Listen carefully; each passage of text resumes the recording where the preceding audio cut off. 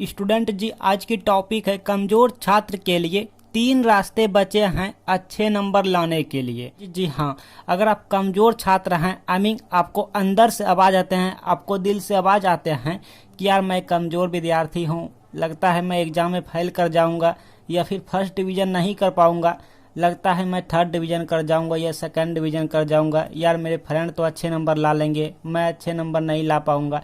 तो ऐसा सब मतलब अपन को एक तरह से फील होता है, महसूस होता है कमज़ोर छात्र को, समझ रहे हैं ना।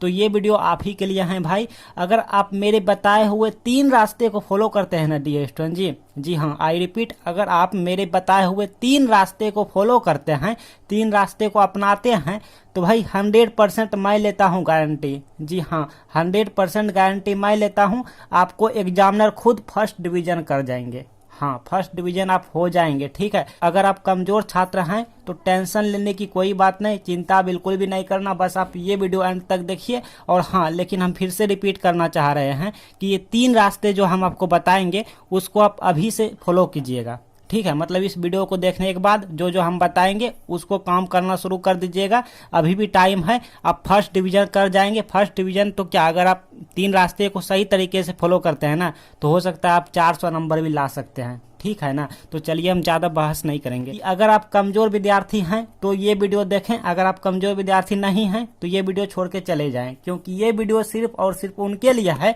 जो कि कमज़ोर छात्र है, जिनको लगता है कि मैं पढ़ने में कमज़ोर हूँ, एग्ज़ाम पास नहीं कर सकता हूँ, या तो फर्स्ट डिवीज़न नहीं आ सकता हूँ, या तो मैं 400 नंबर नहीं ला सकता हूँ। ये सब जिनको फील हो रहा है, जिनको लगता है, अंदर से आवाज़ आ रहा है, तो ये वीडियो वही स्टूडेंट जी देखेंगे। तो चलिए भाई आप वीडियो पे धैर्य बना के रखिएगा, ठीक। थोड़ा सा आप इस वीडियो पे टाइम दीजिए, उसके बाद देखिएगा मजा, ठीक है।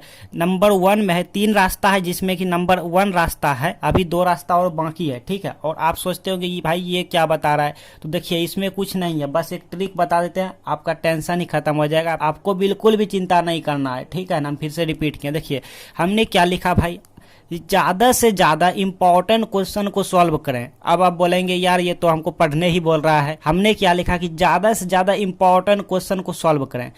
हम ये नहीं करेंगे भाई आप बुक किताब लेके पढ़ने बैठ जाओ, नोट्स लेके पढ़ने बैठ जाओ, नहीं, आपको सिर्फ इंपॉर्टेंट क्वेश्चन को ही टच करना है, जो कि टीचर जी आपको बताते हैं या हम आपको जो बताते हैं कि ये वाला ध्यान से पढ़िए या रट लीजिए या फिर समझ लीजिए, इंपॉर्टेंट है, मोस्ट इंपॉर्टेंट है, तो वैसे क्वेश्चन को आप इग्नोर ना करें, ठीक है बस। और इंपॉर्टेंट क्वेश्चन ज़्यादा नहीं होते हैं, बहुत ही कम होते हैं। अब आप बोलेंगे कि हमको मालूम कैसे चलेंगे कि कौन सा इंपॉर्टेंट क्वेश्चन है, कौन सा नहीं है, कौन सा पढ़ाई करना चाहिए क्वेश्चन, कौन सा स्किप करना चाहिए। तो इसके लिए बस एक ही उपाय है कि क्वेश्चन बैंक, जी हाँ डियर स्टूडेंट जी, क्वेश्चन बैंक को आप सॉल्व करें, क्वेश्चन बैंक को आप पढ़ाई करें, क्वेश्चन बैंक पे आप ज़्यादा से ज़्यादा ध्यान दें, उन्हीं में से क्वेश्चन एग्जाम में रिपीट होते हैं, ठीक है ना। तो ये था नंबर 1 रास्ता, जो कि कमजोर स्टूडेंट जिसको फॉलो करेंगे, कमजोर स्टूडेंट अगर क्वेश्चन बैंक को पढ़ेंगे तो वो अच्छे खासे नंबर ला लेंगे, वो फेल डिवीजन कभी नहीं करेंगे, जिंदगी में फेल नहीं करेंगे, कोई भी एग्जाम में फेल नहीं करेंगे। नंबर 2, एग्जाम में साफ साफ लिखने की कोशिश करें। अब आप कहेंगे भाई मेरा हैंड राइटिंग अच्छा नहीं होता, तो साफ साफ कैसे लिखूं, तो भाई इसका मेरे पास उपाय है, देखिए हम आपको बता रहे हैं।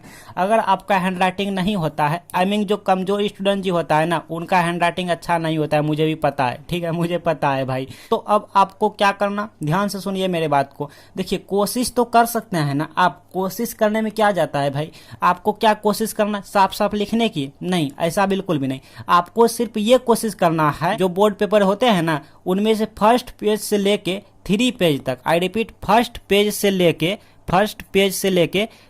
3 पेज तक, ठीक है, 3rd पेज तक आपको एकदम साफ साफ कोशिश करना है सिर्फ। और आप जब कोशिश कीजिएगा ना, तो ऑटोमेटिक साफ साफ हैंड राइटिंग वहाँ पे हो जाएंगे, कट कुट बिल्कुल भी नहीं होंगे, सिर्फ आपको कोशिश करना है, बस कोशिश जैसे कीजिएगा, मन में लाइएगा कि मुझको फर्स्ट पेज से लेके 3rd पेज तक साफ साफ लिखना है, तो ऑटोमेटिक साफ साफ लिखा जाएगा, कट कुट बिल्कुल भी नहीं होगा। दूसरी बात क्या है, साफ साफ लिखने के एक और तरीका है कि जो क्वेश्चन का आंसर आप अच्छे से जानते हैं ना, उसी क्वेश्चन का आंसर आप वहाँ पे सोल्यूशन करेंगे, आंसर देंगे, ठीक है। हाँ, जो क्वेश्चन आपको बहुत सारा क्वेश्चन होता है ना, तो उनमें से आपको अगर 1 नंबर क्वेश्चन नहीं आता, 2 नंबर नहीं आता, उसको स्किप कीजिए। जो भी क्वेश्चन आपको आता है उनको पहले लिखिए, फर्स्ट पेज में लिखिए, साफ साफ हो जाएगा, कटकुट बिल्कुल भी नहीं होगा, क्योंकि first impression is the last impression. तो आपको फर्स्ट से लेके थर्ड पेज तक टीचर जी को, आई मीन एग्जामिनर जी को इम्प्रेस करेगा, ठीक है।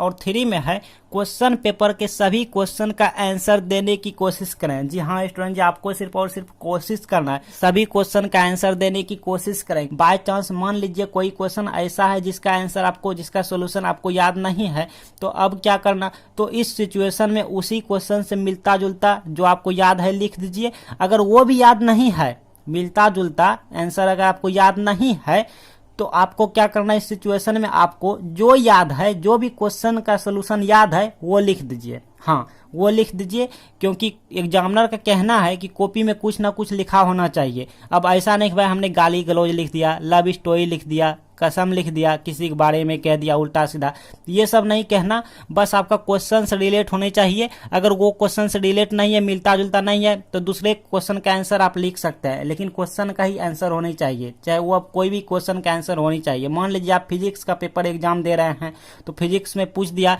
कि, मान लीजिए पूछ दिया किरचॉफ लॉ क्या है, ठीक है, किरचॉफ लॉ क्या है। तो अगर आपको किरचॉफ लॉ याद नहीं है, तो हीट स्टोन ब्रिज अगर आपको याद है, हीट स्टोन सेतु अगर आपको याद है, तो वो लिख सकता है। प्रतिरोध का आंसर याद है, तो उसके बारे में आप डिफाइंड वहां पे कर सकते हैं, ठीक है। आई मीन फिजिक्स से ही होनी चाहिए। तो इस तरह अगर आप करते हैं, बस आपको क्या करना है, 3 रास्ता आप फॉलो कीजिए, अभी से आप कीजिए कि ज्यादा से ज्यादा आई मीन अपने क्वेश्चन बैंक को देखिए। 12th मैथ में अगर आप स्टूडेंट जी हैं, 12th मैथ का तो हम नोट्स वोट्स सब कुछ देने लगे हैं, हाँ पहले कहते हैं। दूसरी रास्ता है, एग्जाम में साफ साफ लिखने की कोशिश करेंगे, सिर्फ और सिर्फ कोशिश करना है। जो क्वेश्चन का आंसर आप जानते हैं, जो क्वेश्चन का आंसर आप जानते हैं उसको फर्स्ट से लेके थर्ड पेज तक लिखना है, आंसर देना है। और तीसरा में है क्वेश्चन पेपर के सभी क्वेश्चन का आंसर देने की कोशिश करेंगे, जैसा कि हमने आपको बताया कि जो क्वेश्चन का आंसर अगर आपको याद है तो लिख दीजिए, और नहीं याद है तो उसी से मिलता जुलता लिख दीजिए। अगर वो भी नहीं होता है तो किसी दूसरे क्वेश्चन का आंसर वहां पे लिख दीजिए, लेकिन खाली नहीं जाना चाहिए। बस आप इतना कीजिए, फिर देखिएगा कि कमजोर छात्र भी यहाँ पे अच्छे नंबर लाने के लिए एलिजिबल हो जाएंगे। ये हमारा प्रैक्टिकल किया हुआ है किसी स्टूडेंट जी पे। बहुत सारे स्टूडेंट जी ऐसे हैं जो कि ये टिप्स को फॉलो करके अच्छे नंबर लाए हैं।